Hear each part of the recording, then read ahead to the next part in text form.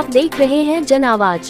नरेंद्र मोदी जी के नेतृत्व में हमारे राष्ट्रीय अध्यक्ष श्री जेपी नड्डा जी एवं प्रदेश के सम्मानीय अध्यक्ष श्री वी वैष्णव जी और मुख्यमंत्री हमारे मोहन यादव जी के नेतृत्व में हम लोग लगातार इस देश के अंदर जो कार्य कर रहे हैं इस देश के लिए, और वर्तमान समय में देखा जाए तो ऐसे अविश्वसनीय मुद्दे जो इस देश में अकल्पनीय लगते थे कि ये समस्याएं कभी समाप्त होगी नहीं होगी, और वो सब समस्याएं आदरणीय नरेंद्र मोदी के नेतृत्व में हम लगातार हल करते हुए, चाहे धारा 370 की बात करें, चाहे 30 तलाक की बात करें, सीएए की बात करें, ऐसे विभिन्न प्रकार की समस्याएं जो थी उसको निश्चित तौर पर हल करते हुए आगे बढ़ रहे हैं।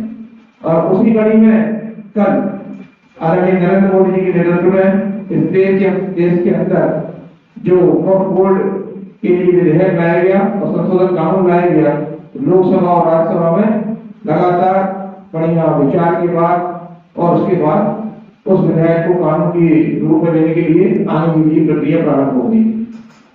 मैं सबसे पहले देश के सभी प्रधानमंत्री नरेंद्र मोदी जी को बहुत बहुत शुभकामनाएं देता हूँ कि उन्होंने हमारे मुस्लिम समाज के सभी बंधुओं के लिए जो एक साल में बोर्ड का विधेयक संशोधन लेके आए, उसके लिए मैं बहुत बहुत बधाई देता हूँ।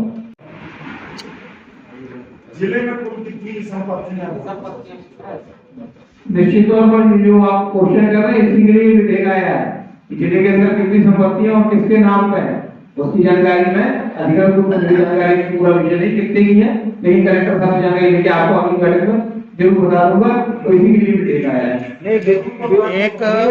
एक सवाल मेरा है,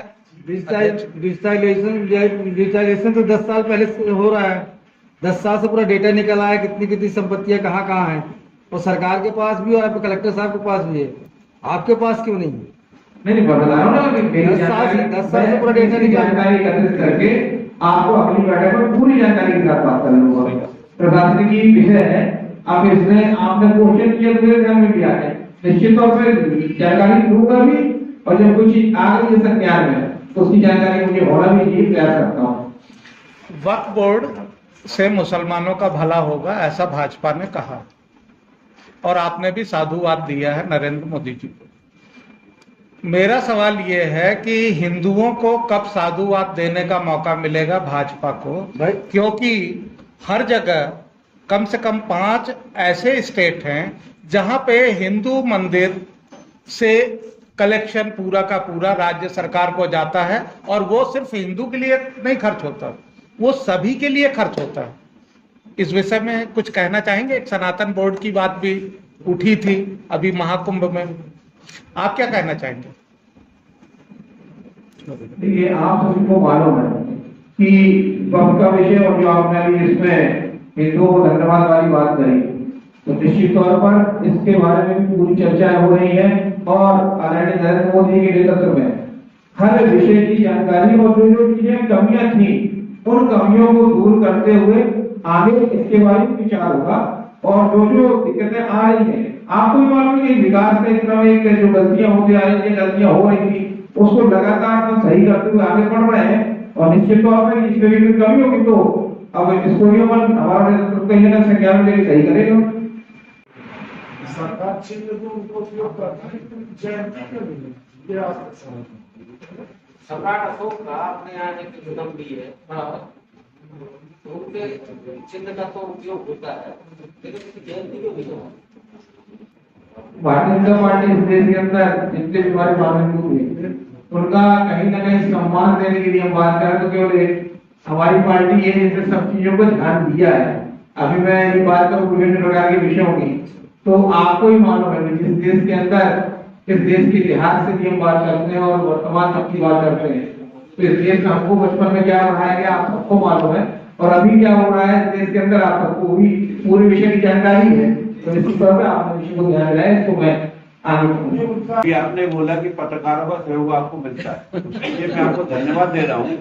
और एक सवाल ये पूछा कि आप लोगों का सहयोग पत्रकारों को कब मिलेगा? नहीं, आपको एक बात को बधाई दे रहा हूँ, आपका पहला जिला है पूरे मध्य प्रदेश में जिस जिले में पत्रकारों के पास बैठने को जमीन नहीं है, इसके लिए आप बधाई के पात्र हैं, आप भी और आपकी पार्टी भी, दोनों बधाई के पात्र हैं।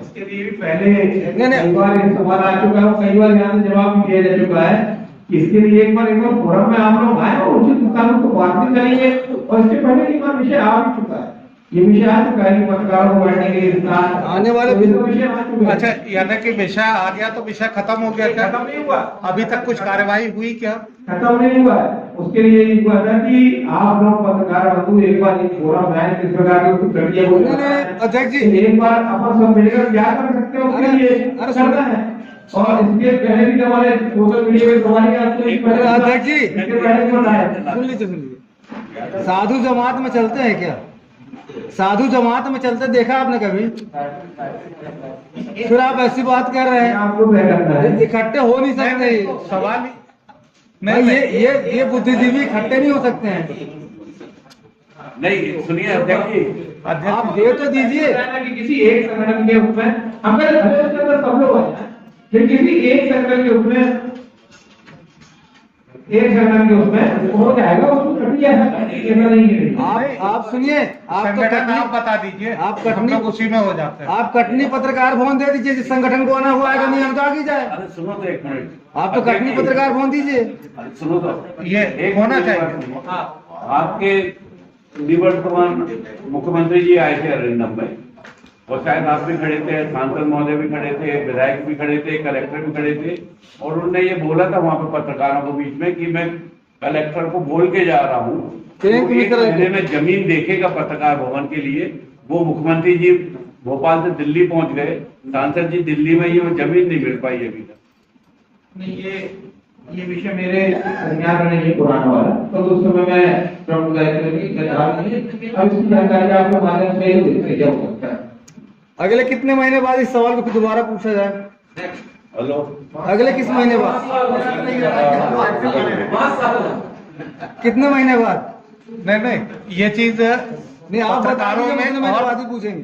तिवारी जी, पत्रकारों के ऊपर हमले की घटनाएं बढ़ी हैं भाजपा शासनकाल में, कांग्रेस शासनकाल में वो नहीं था। ऐसा क्यों हुआ कटनी जिले में?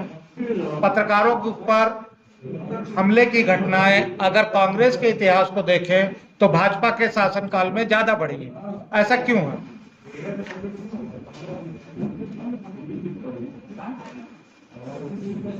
पत्रकार हो चाहे हमारे देश के अंदर नगर के अंदर रहने वाले कोई व्यक्ति हो, हमलों की घटनाएं कभी भी नहीं बढ़ना चाहिए। यदि बढ़नी है उसके ऊपर निश्चित तौर पर कानून के हिसाब से बातचीत होनी चाहिए, उसके अपना जिस तरीके से निर्णय लिए जाते हैं उसके लिए होनी चाहिए, इस प्रकार का नहीं होनी चाहिए। सब समाज के अंदर ये बात अच्छी नहीं, अच्छी नहीं है। शासन आपका है, आप जवाब दें, ये नहीं निंदनीय तो सब बोल देंगे। एक पत्रकार की टांग तोड़ दी गई और जमानती धारा में गिरफ्तारी करके छोड़ दिया गया। आज का वैसे मूल विषय जो था हमारे भारतीय जनता पार्टी के आगामी कार्यक्रम का था, अन्य विषय के लिए हम कभी और बैठेंगे तो बात करेंगे। पार्टी के आज कार्यालय में जो पत्रकार वार्ता आयोजित की गई है, अब अभी वर्तमान से लेकर आगामी समय तक जो हमारे भारतीय जनता पार्टी के कार्यक्रम आए हुए हैं, उसके लिए उसकी जानकारी के निमित्त आप सबको आज यहाँ पर आमंत्रित किया गया था। मैं सर्वप्रथम आप सभी का स्वागत करता हूँ। और आने वाले समय में भारतीय जनता पार्टी का हमारा 6 अप्रैल को स्थापना दिवस का कार्यक्रम आने वाला है। उसमें हम इस कार्यक्रम को प्रत्येक बूथ स्तर तक इस कार्यक्रम को हम करने वाले हैं। हमारे 1168 बूथ हैं, प्रत्येक बूथ में कार्यकर्ताओं के साथ और प्राथमिक स्तर से जो हमने बनाए थे उनके साथ हम स्थापना दिवस का कार्यक्रम मनाने वाले हैं।